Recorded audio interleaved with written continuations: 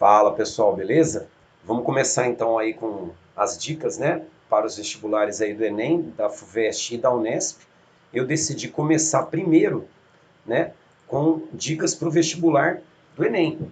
Para isso, eu separei dois temas, tá? Eu vou falar para vocês um pouco de globalização e vou falar um pouco também de geografia agrária. Logicamente que não dá para a gente falar tudo, né? Mas o que for dando para a gente fazendo, a gente vai fazendo aqui, né? Tentar resumir aí o máximo esses assuntos, tá? Globalização, pessoal, eu gosto, né, sempre de pegar um exercício para depois a gente voltar no tema, né? Então, olha só, eu peguei um exercício aqui da Federal de Juiz de Fora.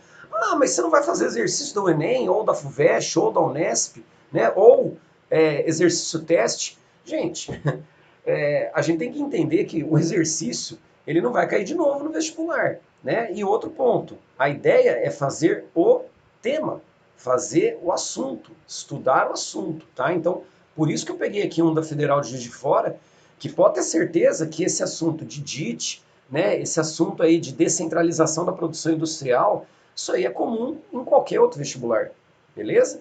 Então, um exercício de base para a gente poder trabalhar conceitos, essa é a ideia, tá? Então, ó, considere a tabela abaixo para responder o que se pede. Quase 1 milhão de pessoas no mundo produzem tênis da marca norte-americana. Provavelmente deve ser a Nike, né? Então, olha só, Vietnã, China, Indonésia, Sri Lanka, Tailândia, Índia, Brasil, Bangladesh, México e Honduras. Isso que é interessante, a marca é norte-americana, vamos supor que seja a Nike, né? Olha o número de fábricas que nós temos dessa marca fora dos Estados Unidos, produzindo tênis, tá? Letra A. Cite o principal fator responsável pelo deslocamento geográfico da indústria de calçados dos Estados Unidos para os países apresentados na tabela acima. Bom, indústria de calçado nos Estados Unidos é uma indústria que, se for ver, não precisa de uma alta qualificação de mão de obra. É uma indústria de tecnologia relativamente baixa, né? Uma indústria que dá ali para ser produzido com mão de obra mais barata. E aí, gente, entra nessa ideia, tá? Entra nessa ideia sobre a globalização, né? Quando nós temos uma produção descentralizada, que é uma característica da globalização. Essa globalização, ela traz para nós transnacionais, tá? Essas transnacionais, hoje, elas dominam o mercado. Exemplo, a Toyota, que eu coloquei isso aqui em aula para vocês, ó, a cidade da Toyota, que é o Japão, né, no caso, seria a sede da Toyota. E olha a produção descentralizada para demais países, né, mandando para vários países, sem contar áreas de montagem que nós temos da própria Toyota em outros países também, certo? Então, produção descentralizada, né, e presença de transacionais é um fator da globalização hoje. E a pergunta fala, principal fator responsável pelo deslocamento geográfico, né? A gente pode falar, por exemplo, uma busca por mão de obra barata. Olha os países. Olha o número de trabalhadores no Vietnã, por exemplo, né? Então, nós temos a busca por mão de obra barata. Seria o principal fator. Sai dos Estados Unidos, é uma indústria, como eu disse, né, uma indústria têxtil, tá? Que não requer uma qualificação de mão de obra tão enorme e, por esse fato, pode descentralizar para países mais pobres que vão oferecer uma mão de obra mais barata para poder produzir. O que acontece com a margem de lucro? Ela aumenta consideravelmente, certo? É um desses fatores. Letra B.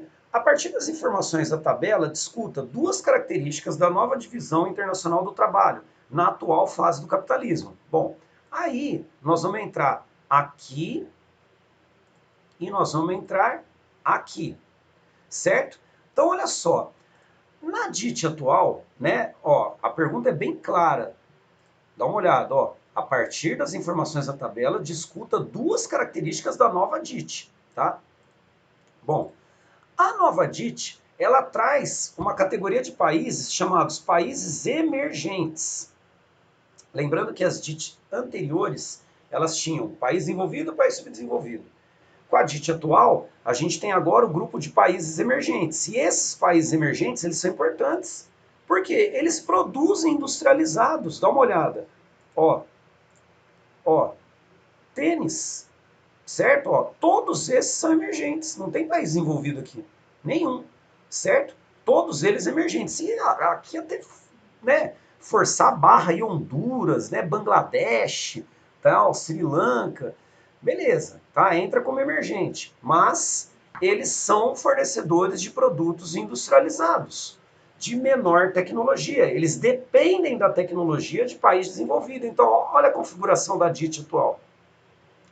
Além de tudo, esses emergentes eles também se caracterizam por ser produtores de matéria-prima.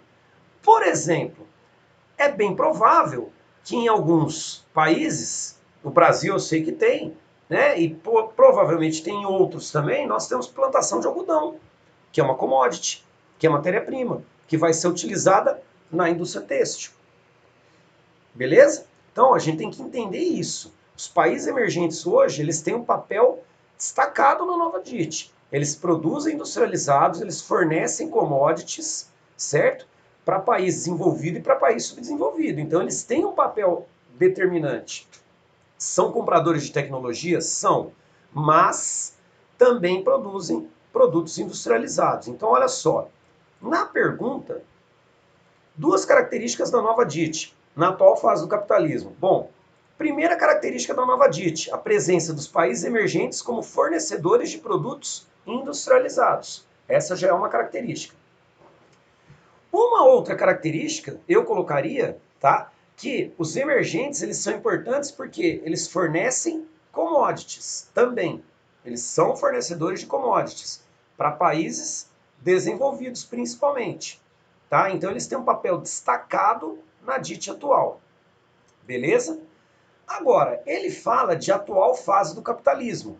Quando a gente fala de capitalismo, eu lembro que eu coloquei essa tela, né? E aí a gente fala de Bretton Woods, GATT, né? Nossa, tem conceito pra caramba aí, né? Ó, Bretton Woods foi aquela conferência, né? A conferência de Bretton Woods em 44, no finalzinho ali da Segunda Guerra Mundial, onde foi criado o BIRD e o FMI, lembra? Bancos para emprestar dinheiro. Emprestar dinheiro em que moeda? Dólar. O dólar ficou colocado como moeda, né, de circulação mundial. O GATT, Acordo Geral de Tarifas e Comércio, ele foi criado para tentar reduzir tarifas alfandegárias entre países. Né? Tinha ali 47 países no começo. Tá? Hoje o GATT virou OMC, Organização Mundial do Comércio, com mais de 160 países, né? Onde nós temos regras para tentar estabelecer o livre comércio. Tudo isso de livre comércio, liberalismo, veio lá do Adam Smith, né? De você ter o liberalismo econômico, de poder comercializar com quem você quiser, e aí você rompe com o sistema que era o sistema mercantilista. Opa! O mercantilismo, capitalismo comercial, lucro com as grandes navegações. A evolução do capitalismo vai para o industrial, com a venda do produto industrializado. Nós temos mais uma evolução, que é o financeiro, que é o capital invisível, né?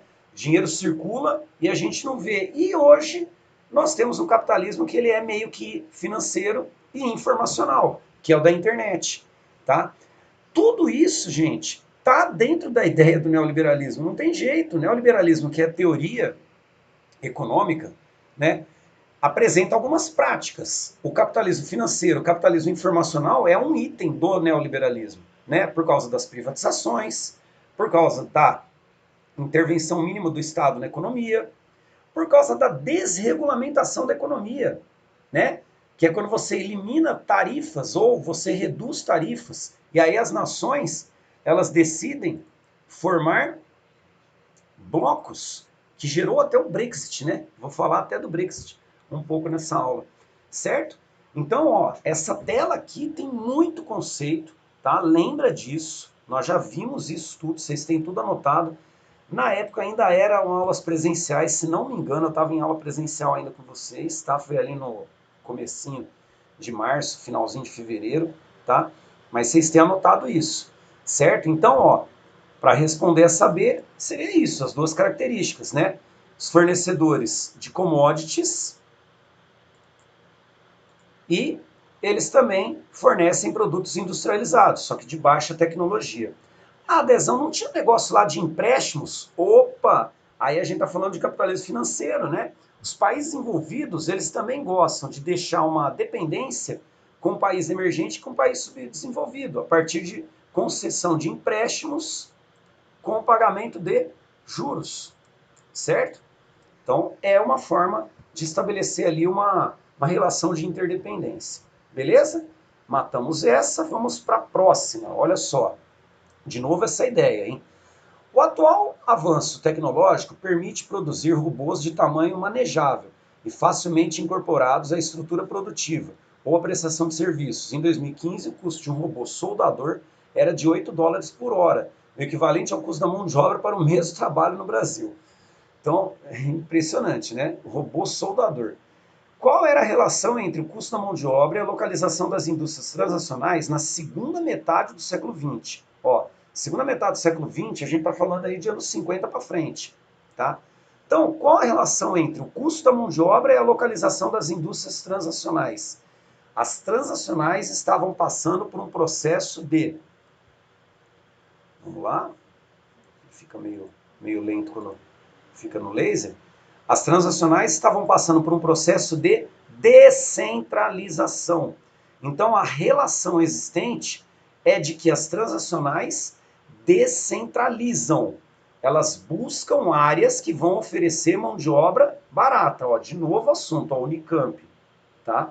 Percebam. Como a robótica poderá alterar essa relação? A robótica pode alterar quando o custo de produção de um robô for barato, dá uma olhada, $8 por hora, e esse custo acaba sendo rentável, lucrativo, para poder substituir a mão de obra humana. E aí é outro problema, né, pessoal? Essa substituição ela pode causar aí um desemprego gigantesco, e esse desemprego a gente chama de desemprego estrutural.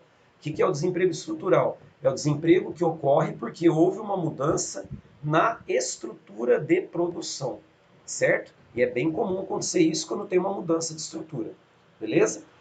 Letra B. Considerando a atual situação da desigualdade social do México e do Brasil, indique duas possíveis consequências do uso intensivo dessa tecnologia. Acabamos, nem tinha visto a B. Né? Duas possíveis consequências. A primeira, um aumento do desemprego, né? Que eu falei aí para vocês, o desemprego estrutural. Isso aí pode acontecer bastante. E, olha só, gente, daria até para a gente falar de saída de indústrias para outros lugares, né? Brasil e México, por exemplo, passarem por um processo chamado de desindustrialização, né? Quando as indústrias, de repente no México e no Brasil, está um pouco mais saturada, elas vão para um país mais pobre, entenderam? Então, o México e o Brasil, que faziam parte dessa segunda metade do século XX, de repente eles não são tão atrativos. E aí a indústria pode ir para uma Malásia, que a gente acabou de ver ali, Tailândia, Sri Lanka, Honduras, que são países que no momento podem se tornar mais atrativos, já que a mão de obra é mais barata ainda. Deu para perceber? Certinho? Bom, um outro assunto, né, que se concretizou em 2020, pelo menos vai se concretizar no final do ano, depois de uma novela desde 2016, tá? Que é o Brexit, né? Alguns dos aspectos presentes na nova ordem mundial são a globalização e os blocos econômicos. Acabamos de falar. Percebam como que os assuntos eles vão se interligando, gente. É muito interessante isso, né? Olha só. Globalização e blocos econômicos, está tudo dentro de neoliberalismo. Lembre, Estado mínimo, privatizações, desregulamentação da economia, tá? Está dentro de neoliberalismo. É uma prática do neoliberalismo, certo? Então, os dois itens, globalização e blocos econômicos, eles são aí exemplos da nova ordem mundial, do que a gente tem como nova ordem mundial, que consistem na união de diferentes países que desejam estabelecer uma relação econômica fortalecida entre si. Isso aí ele deu a definição, então, de blocos econômicos, né? Sobre essa temática é correto afirmar que, então, essa questão é interessante porque dá para a gente ter uma noção aí, né, de outros blocos, tá? A resposta vai ser do Reino Unido, mas só para a gente poder entender, olha só. O mundo global tem origem na Segunda Guerra Mundial através de uma divisão econômica entre capitalista e socialista conhecida como Norte e Sul. Ó, tá errado. Eu acho que até forçaria a barra falar que o mundo global tem origem na Segunda Guerra. Acho que dá. Pós-Segunda Guerra, daria. Daria, na Guerra Fria, daria. Agora, A divisão econômica entre capitalista e socialista, durante a Guerra Fria, não ficou conhecida como divisão Norte-Sul. A divisão Norte-Sul ela é atual, ela é da globalização. A divisão Norte-Sul ela é uma marca de que o Norte é rico e o Sul é pobre. Lembra? Eu não gosto dessa divisão, acho ela muito excludente e tal. Agora, na época da Guerra Fria, a divisão era leste-oeste, lembra? Leste socialista, oeste capitalista. Basicamente era isso, né? Oriente, Ocidente, Ocidente capitalista, Oriente socialista, tá? Letra B. O Mercosul foi fundado pelo Brasil, Argentina, Uruguai e Paraguai, sendo o bloco econômico de integração de todo o continente americano. Tá certo ali o começo. Brasil, Argentina, Uruguai e Paraguai, Tratado de Assunção. Sendo um bloco econômico de integração de todo o continente americano, não só desses países, tá? E hoje tem até a Venezuela, né? Mas a Venezuela está suspensa atualmente. O NAFTA, Tratado Norte-Americano de Livre Comércio, né? Acordo de Livre Comércio norte-americano, foi substituído pelo Acordo Estados Unidos-México-Canadá, o SMCA, sim, que, além de criar uma zona econômica na América do Norte, integrou países da América Central. Não, só América do Norte, Estados Unidos, México e Canadá. D.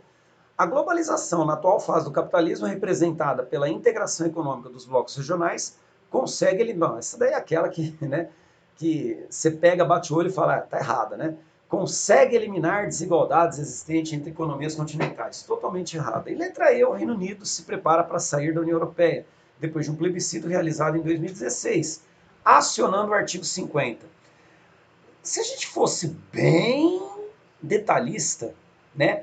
O artigo 50 ele foi acionado em 2017, tá? O plebiscito foi feito em 16, foi muito apertado, até coloquei aqui uma cronologia rapidinha, ó. 51,9% pela saída, 48% pela permanência, quer dizer, foi bem apertado.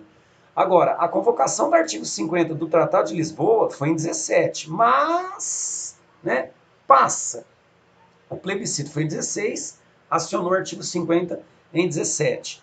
O que é o artigo 50? O artigo 50 é um código de lei, né? Na realidade o Tratado de Lisboa é um código de lei da União Europeia, onde o artigo 50 trata da saída de uma nação do bloco, da União Europeia. Como que seria o procedimento de saída? Gente, olha a novela, né? Primeiro adiamento, segundo adiamento, Theresa May renuncia, Boris Johnson assume, terceiro adiamento da saída, ó, a gente já está em 19, hein? Ó, Boris Johnson eleito primeiro-ministro, Brexit, 31/1/2020, né? Foi convocado o Brexit. O processo está em andamento, 31/12/2020 é a data oficial, tá? Seria um ano aí para poder preparar a saída. Ah, Odezão, e aí, tá tudo certo? Eles estão se entendendo? Não, não está nada certo. Eles não estão se entendendo, está uma bagunça o Brexit, né? A Inglaterra, o Reino Unido, né, em si, viu que fez uma cagada gigantesca, tá? De ter acionado o Brexit, né? Os impasses, eles ainda continuam, essa saída amigável está cada vez menos amigável, tá? Ninguém sabe se vai ter a manutenção do Schengen, né, que é a livre circulação. Livre comércio, esquece, não vai ter tarifa, né, de Inglaterra, País de Gales, Escócia, Irlanda do Norte com países da UE, tá? E a fronteira das Irlandas, que talvez seja aí o maior impasse, né? Porque as duas Irlandas têm uma rivalidade histórica, religiosa, né? E de repente, fechar a fronteira entre os dois pode reacender essas rivalidades, que a gente chama de backstop, tá? Backstop, no caso, seria o fechamento, tá, da fronteira, né? Não permitir o fluxo entre as duas Irlandas, tá? Então existe aí um problema. A adesão, eu vi que a Escócia em 2021 vai convocar um plebiscito para sair do Reino Unido. Vai. Tá ali no ponto. Eles querem sair do Reino Unido de fato. Acredito que vão conseguir, tá? Acredito que vai dar certo a saída do Reino Unido, da Escócia do Reino Unido. Beleza? Esse foi o primeiro tema, então, que nós vimos, e agora eu vou para o segundo tema, que é o tema de geografia agrária, tá? Bom, nós vamos fazer do mesmo jeito, mesmo estilo. Eu vou pegar o exercício, tá? Ó, quero falar de agricultura no Brasil especificamente. Vou pegar o exercício e a gente vai falando os temas, tá? Então, ó, separei também 3 exercícios, beleza? Bom, então, ó, geografia agrária, agricultura no Brasil. É o que mais aparece, né? Parte agrícola aqui no nosso país, tá? Primeiro exercício que eu separei. UERJ. Como a reforma agrária vem ocorrendo no Brasil? O processo de reforma agrária, com contornos similares aos atuais, se iniciou em 85, sob o governo de José Sarney.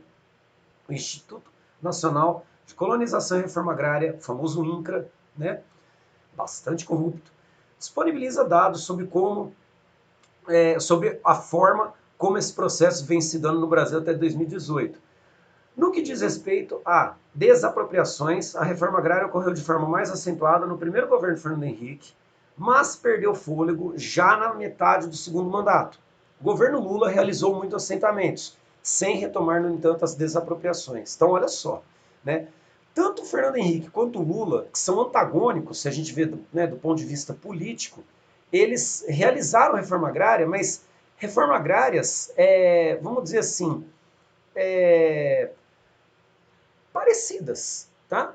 A gente tem aqui os períodos, ó, 94 é o Fernando Henrique, tá? Ó, área desapropriada para fins de reforma agrária, área utilizada para assentamentos, ó, foi o maior período, né? Aí depois, olha como que ela foi sendo, né, cada vez menor, ó, tá vendo? Bem tímida, ó, né? E as áreas para assentamentos.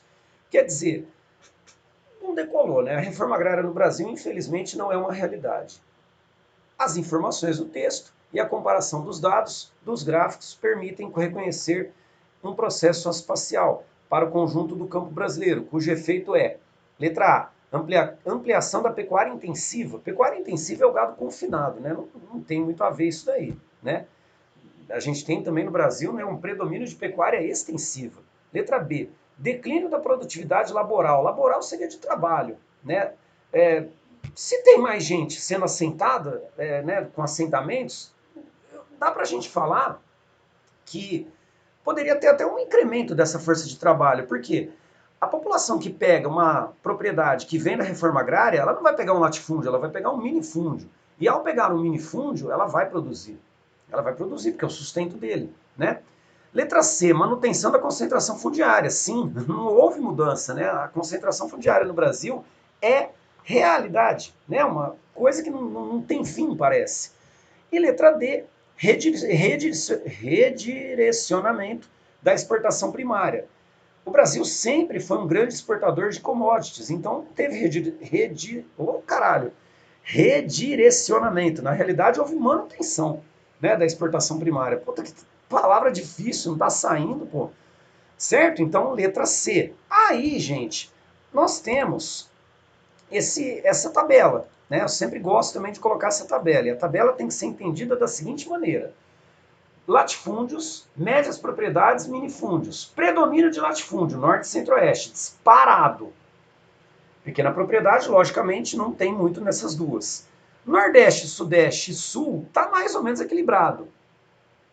Média propriedade, não vamos analisar. O negócio é analisar a pequena e a grande. Gente, no Nordeste, no Sudeste e no Sul, nós temos uma propriedade pequena, porque nós temos ainda a prática da chamada agricultura familiar. Lembrando, a agricultura familiar é a principal responsável pela produção de alimentos para o mercado interno. Tá? É a principal responsável. Então, existe uma concentração fundiária gigantesca nas regiões norte e centro-oeste. Gente, essa questão mostra isso, tá? Uma questão acabou ficando meio pequeno aqui para poder caber tudo, né? Mas olha só. Primeiro mapa do Brasil, estabelecimentos de agricultura familiar e não familiar, né? Olha só, mais escuro seria a agricultura familiar, menos escuro a não familiar. Tá meio ruim de enxergar aí, né? Mas dá pra gente perceber, ó, que o número de agricultura familiar, de estabelecimentos, é imensamente maior. E de não familiar é muito menor. Só que, né, olha o outro mapa. Áreas dos estabelecimentos rurais. Gente, olha a agricultura familiar do tamanho da área que ocupa por regiões. E olha a agricultura não familiar, o tamanho da área que ocupa. Ou seja, ocupa infinitamente uma área muito maior. Tá? A agricultura não familiar seria a agricultura, né, dos latifundiários, de exportação de commodities, tudo mais, né, de soja, né, milho, cana, algodão, né? Então vamos lá. Sobre a produção agrícola brasileira e os dados apresentados nos cartogramas, é correto afirmar: letra A, agricultura familiar, que utiliza a maior extensão de terras agricultáveis no Brasil, foi responsável pela produção da maior parte do volume agrícola exportado. Então, ó, maior extensão de terras é a agricultura familiar? Não, é a não familiar.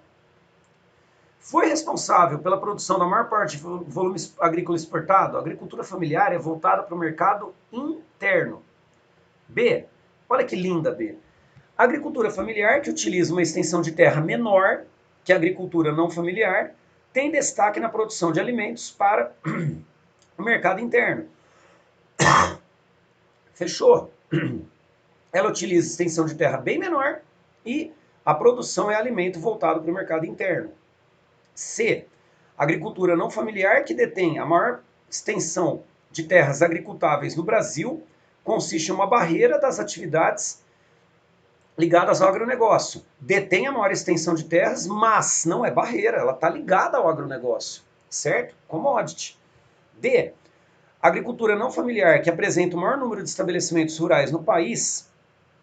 A não familiar apresenta o maior número? Não, é a familiar. É responsável pela produção de parte das chamadas commodities. A não familiar produz commodities, a familiar não.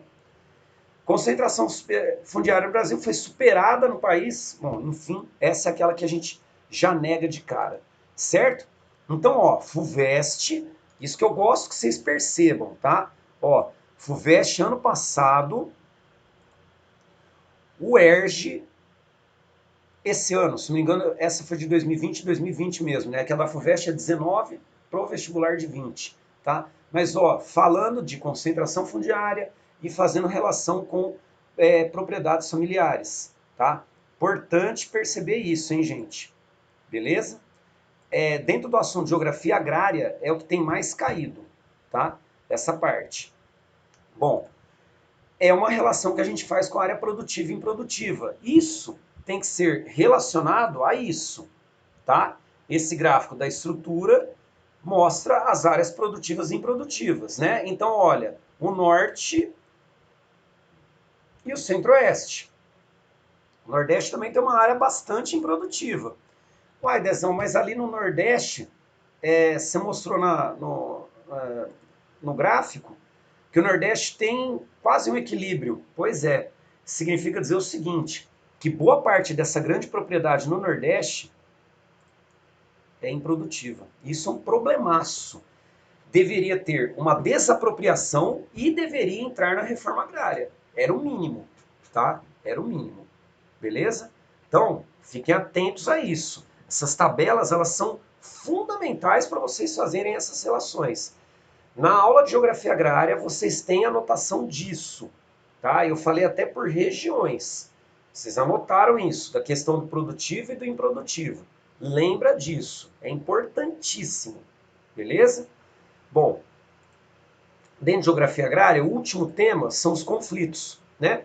E ó, o ERJ, né? Ó, mesmo vestibular, só que agora a parte aberta. Conflitos por terra no Brasil em 2015, tá? Não alterou muito. Se a gente pegar os dados de 2020, por mais que tenha 5 anos aí, né? Total de ocorrências 763, né? Quanto maior a bola, maior o número de ocorrência por municípios, tá? Gente, olha isso aqui. Certo? A violência no espaço rural, com a qual o Brasil convive há décadas, é um problema profundamente complexo, por abranger todas as regiões. Peraí, só mudar isso aqui. Todas as regiões, diferentes atores sociais e atividades econômicas. Identifique as duas macro-regiões do Brasil com o maior número de conflitos por terra. Bom, as duas macro-regiões, disparado, né? Ó, Norte, Nordeste. Beleza? Indique ainda um tipo de conflito pela terra existente no país, apontando os atores sociais neles envolvidos. Vamos avançar. Na realidade eu voltei um, né? Mas para esse mapa aqui, que fala dos conflitos fundiários, né? E nesse mapa, olha só, ele mostra as regiões Norte e Nordeste com bastante conflitos. Quais são os atores envolvidos? Dá uma olhada. Predomínio Norte e Nordeste, até o Centro-Oeste entrou nesse bolo aqui, né? Mato Grosso do Sul, mas o predomínio é Norte e Nordeste. E olha os envolvidos. Latifundiários são os grandes proprietários, muito em virtude disso aqui, tá? Ó, de área improdutiva, ó. Vai ter conflito, gente. Você tem imóvel rural que não está sendo aproveitado ou está sendo subaproveitado.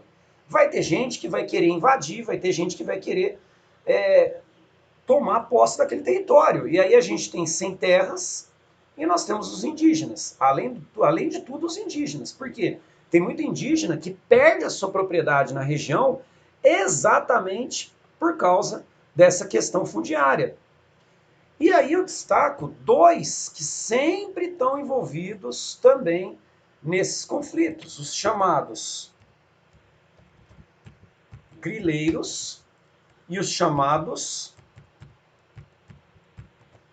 poceiros. Lembrando que os grileiros são aqueles que têm um documento falso, que é envelhecido, né, aquele aspecto envelhecido, exatamente por causa da decomposição de insetos, né, para dar uma ideia de que o documento é verdadeiro e tudo mais. E os poceiros, eles estão ligados aos sem-terras, né? Porque se apossam da propriedade e ficam lá, né?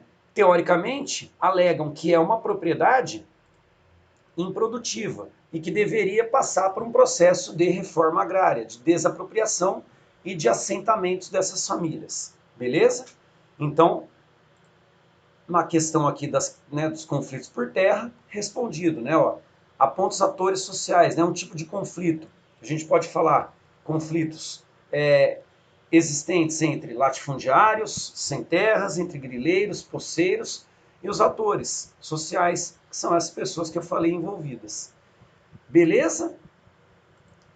Então, essa, né, foi aí a do Enem, uma dica aí que eu dou para vocês do Enem, tá? Envolvendo geografia agrária, envolvendo globalização, tá? Lembrando que é só uma passada por cima aí do tema, tudo para a gente poder, né, retomar algumas coisas, fazendo exercício para poder explicar o tema em cima do exercício, tá? Ajudar vocês aí numa interpretação de uma questão discursiva ou de uma questão objetiva. Fechou? Brigadão, galera. Teremos mais dicas. Valeu!